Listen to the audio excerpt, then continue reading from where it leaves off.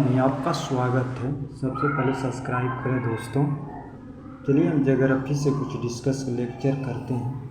पृथ्वी की दैनिक गति जो होती है, कारण का उपभोक्त क्षेत्रों के वायु विशाल राशियों कर्क तथा मकर रेखाओं से 35% अक्षांशों के बीच एकत्रित होती है, जिसकी उच्च वायु की उत्पत्ति हो जाती है, जिसके कारण हवा उत्पत्त हो जाता है। विषुवत रेखा, जो विषुवत रेखा है, विषुवत रेखा 25 डिग्री सेल्सियस से 35 डिग्री अक्षांशों के मध्यम दोनों गोलार्ध में ऊंचा वायु की वेलियम उपस्थित होती है। उस ऊंचे वायुमंडलीय की बेटी को आवश्यकता अक्षांश कहते हैं। इसी के कारण यह मध्य असलों के लादकर घोड़े हो जाते थे। उपध्रुव निर्धारित वायुमंडल में 45 डिग्री दक्षिण होता है।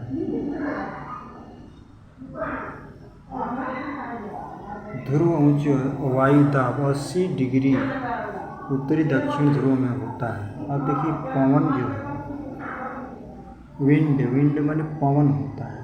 पृथ्वी के धरातल पर वायु दाब क्षैतिज विषुवत के कारण हवा उच्च वायु दाब क्षेत्र के निम्नलिखित वायु दाब क्षेत्र की ओर बहती है। क्षैतिज रूप से गतिशील हवा पवन कहते हैं।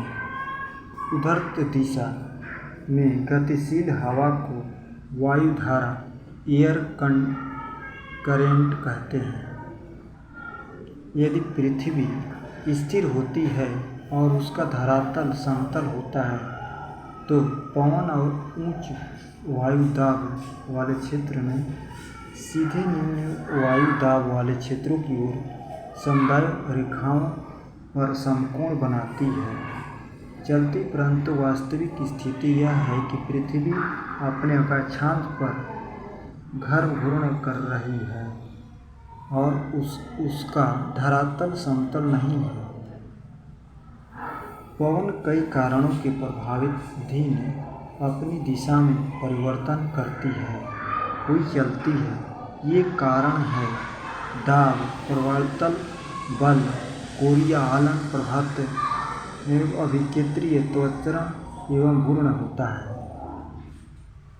कोरियलिस प्रभार पृथ्वी के घूर्ण के कारण पवनों अपनी मूल दिशा में विपक्षित हो जाती है। इसी के कोरिया दल कहते हैं। इसका नाम फ्रांसीसी वैज्ञानिक नाम पर पड़ा है, जिसने सबसे पहले इस बल के प्रभाव का वर्णन 1844 ईस्वी में किया। इसी के बल के प्रभावित उत्तरी गोलार्ध के पवन दाहिनी और दक्षिणी गोलार्ध में अपनी बाईं ओर मुड़ जाती है।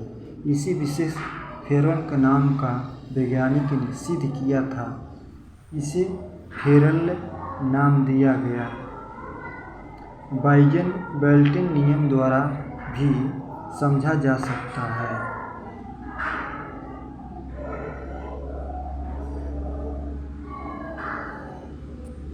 इसके नियम के अनुसार यदि कोई व्यक्ति उत्तरी गोलार्ध में पवन की ओर पीठ करके खड़ा हो तो ऊंचा दाब उसके दाईं ओर तथा नीचे दाब उसके बाईं ओर होगा। दक्षिणी गोलार्ध में स्थित इसके ठीक विपरीत होता है। कोरियलिटी बस का अक्षांश के कणों को सीधे समानुपाती में बढ़ता जाता है। ध्रुवों पर सर्वाधिक विद्युत का आवर्तन अनुपस्थित होता है, यानी ध्रुव पर पवनों की दिशा में अधिकांश विशेष और विद्युत रेखा पर पवनों की दिशा में कोई भी विशेषता नहीं होती। कोरियलिट बल दाब प्रभावित के समकोण पर कार्य करता है। दाब प्रभावित बल समतल रेखाओं के समकरण पर है। जितनी